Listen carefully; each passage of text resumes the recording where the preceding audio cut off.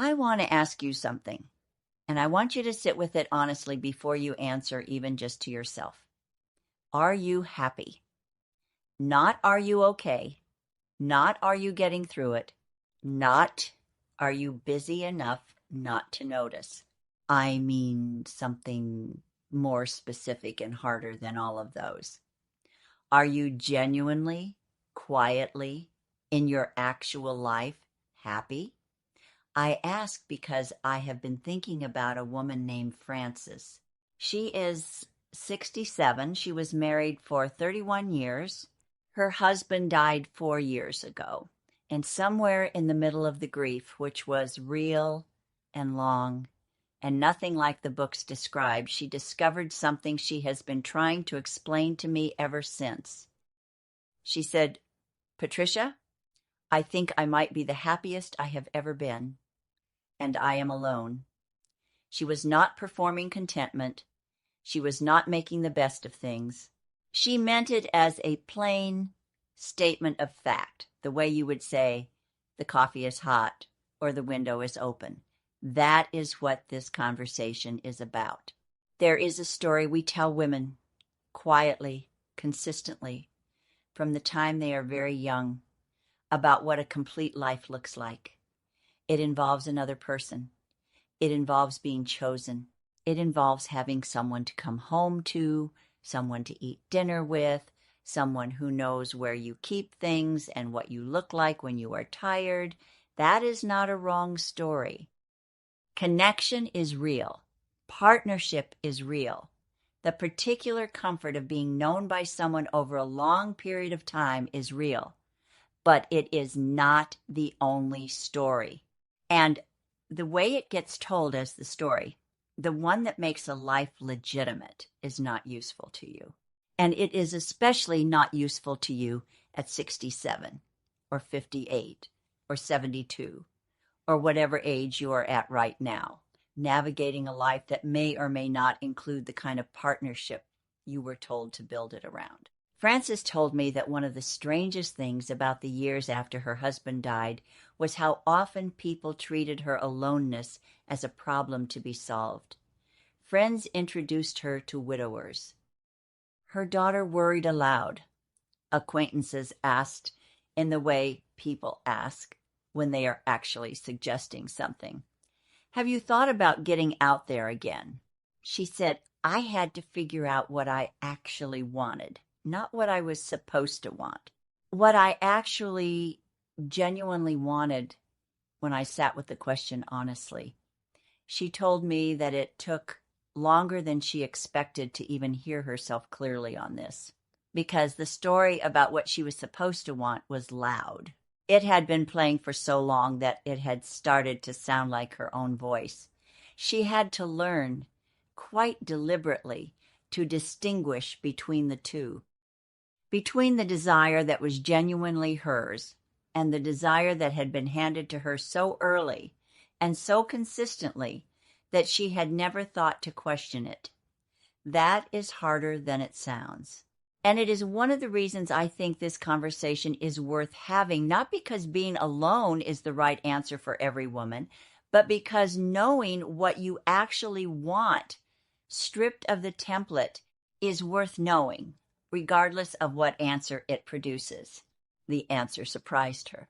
What she found when she sat with it honestly was that she did not want to date. Not out of fear, not out of grief, not because she was not ready, but because when she stopped measuring her life against the template of what a life is supposed to look like, she was not missing anything she could name. She had, in the 4 years since her husband died, done things she had not done in 31 years of marriage. She had eaten dinner at 9 o'clock at night because that was when she was hungry. She had taken a week-long trip to visit a friend she had been meaning to visit for a decade. She had rearranged the living room 3 times. She had started painting again, not seriously, just for herself, the way she had as a young woman before she had folded that part of herself away.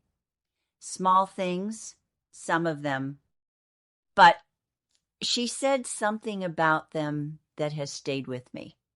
She said, "For the first time in my adult life, my choices have no audience.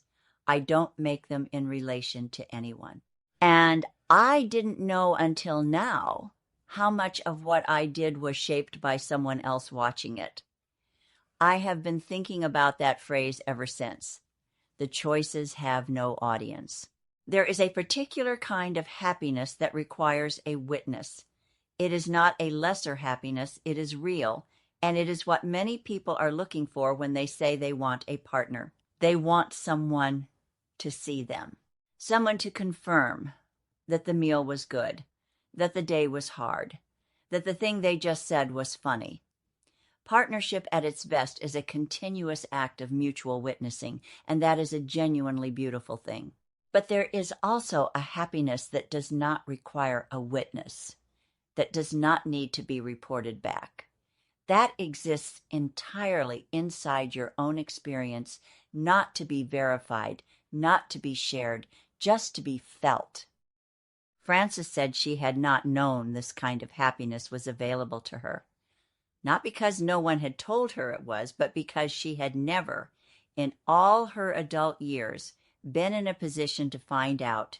She said, "I used to think that happiness you experienced alone was somehow incomplete, like a joke you couldn't tell. But now I think it might be the purest kind, because there's no performance in it. No one's going to ask me later if I had a good time. I just had a good time, that's all."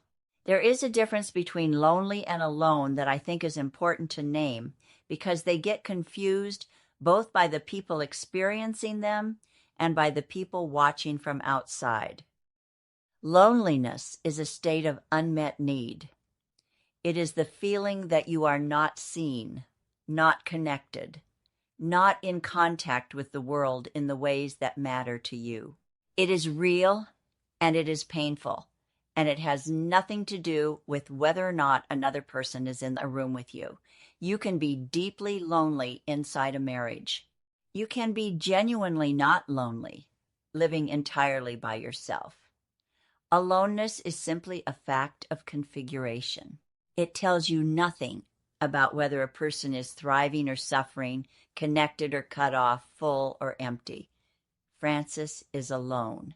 She is not lonely. Those are two separate things, and the distinction matters because one of them is a problem and one of them is not. She has friends she sees regularly. A sister she speaks to most days. Neighbors she has come to know over years. A garden she tends, and a book group, and a set of routines that she has built and adjusted and rebuilt over 4 years until they fit the shape of her actual life. She has, she told me, more genuine conversation in a given week than she had in the last decade of her marriage. Not because her marriage was bad, but because life inside a long marriage can become very quiet in ways that feel normal until they stop. I want to say something about the social pressure, because I think it is heavier than people acknowledge, and I think it operates in ways that are hard to see when you are inside it. Women who are alone by choice, by circumstance, by the particular shape their lives have taken, are subjected to a specific kind of concern that is not quite pity and not quite judgment, but contains elements of both. People ask how they are doing in a tone that implies they are probably not doing well. People treat their contentment as a phase. People assume that underneath the apparent okayness there is a loneliness being managed, a grief being held at arm's length, a resignation that has been dressed up as acceptance. Frances said, "No one believes me when I say I am happy." They nod and they say that's wonderful, and they look at me in a way that means they are waiting for me to admit the truth. There is something important in this, because what gets treated as the truth, the assumed subtext, the thing everyone is waiting for her to reveal, is that aloneness is inherently insufficient. That a woman living by herself, without a partner, without someone to come home to must be missing something, must be on some level less than she would be if she were coupled. That assumption is worth examining directly because it is not based on evidence. It is based on the story, the one we were all told about what a complete life looks like. What Frances found over 4 years of building a life that was genuinely hers is that completeness is not something another person provides. It is something you grow slowly by paying attention to what you actually want, not what you are supposed to want, not what would reassure the people around you, not what would make you look like you are doing well. What you actually, specifically in your real life, want. She wanted to travel slowly, without itinerary. She wanted a house that was quiet in the mornings. She wanted to spend money on her garden and almost nothing on restaurants. She wanted to read until midnight without consideration for anyone else's sleep. She wanted, she said, to stop performing the version of herself that had been shaped by decades of coexistence with another person, not because the coexistence was wrong, but because she was, at 67, curious for the first time about who she was underneath it. That is not a small thing. That is, I would argue, one of the more interesting questions a person can ask at any age, and one of the rarer opportunities available to women who find themselves alone after a long partnership. Not, what do I do now? But who am I now, when there is no one else's reality organizing mine? They're practical things, too. I do not want to make this into something abstract when there are also very concrete dimensions to it. Frances said that the first 6 months were genuinely hard. Not because she was inconsolably sad. The grief was a separate thing, and it ran on its own track. But because she had not, in 31 years, made decisions without reference to someone else. Where to live, what to eat, what to spend money on, how to spend an evening, how to fill a weekend. All of these had, for 3 decades, been shaped even slightly, even unconsciously, by the fact of another person. Without that, she said, she felt disoriented in a way she had not expected. Not bereft, disoriented. Like the furniture of her life had been rearranged in the night and she kept reaching for things in the wrong place. She said it took about a year before the disorientation lifted, before the choices started to feel like hers rather than like an absence. And then, slowly, something else began to happen. She started to enjoy the choosing, not as compensation for what she didn't have, as something in its own right. She said there was a particular morning she remembered about 14 months in when she woke up and made a cup of tea and sat in the garden before it was fully light, and felt, not happiness exactly, but something she could only describe as rightness. As though the morning was entirely hers in a way she had not experienced since she was very young, before she had arranged her life around other people. She said, I remember thinking, I did not know this was still available to me. I thought it had happened to me once and then was over, but it was just waiting. The routines she built were hers in a way that nothing in her life had been entirely hers before. The space was hers, the silence was hers, the shape of the day was hers, and she found in that ownership something that felt a great deal like freedom. I want to be careful here because I am not making an argument against partnership. I am not saying that living alone is better than living with someone, or that women who are in relationships are missing something that Frances has found. That would be as wrong as the story I am pushing back against, just in the other direction. What I am saying is simpler and more specific. I am saying that the assumption that aloneness is always a problem, that a woman without a partner is always in a state of deficit, that contentment without companionship is always a performance of contentment rather than the real thing. That assumption is wrong. And it is doing damage to the women who absorb it and spend years measuring their lives against a template that may not fit them, to the women who are genuinely happy and who cannot quite trust their own happiness because everyone around them seems to be waiting for it to crack. Frances is not waiting for it to crack. She is not biding her time. She is not making the best of a difficult situation.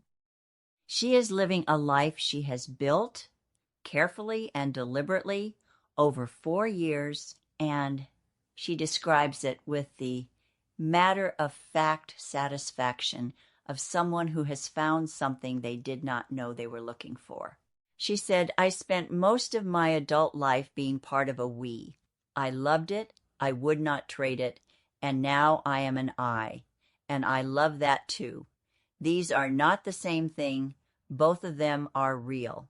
If you are somewhere in your own version of this, finding yourself alone, or choosing to be alone, or wondering whether what you have is happiness or just the appearance of it, I want to say this to you directly.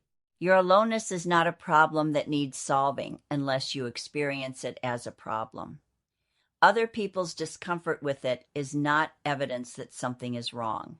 The pressure to couple, to get out there, to not waste these years, that pressure belongs to other people's story about what your life should look like. You are under no obligation to organize your life around it.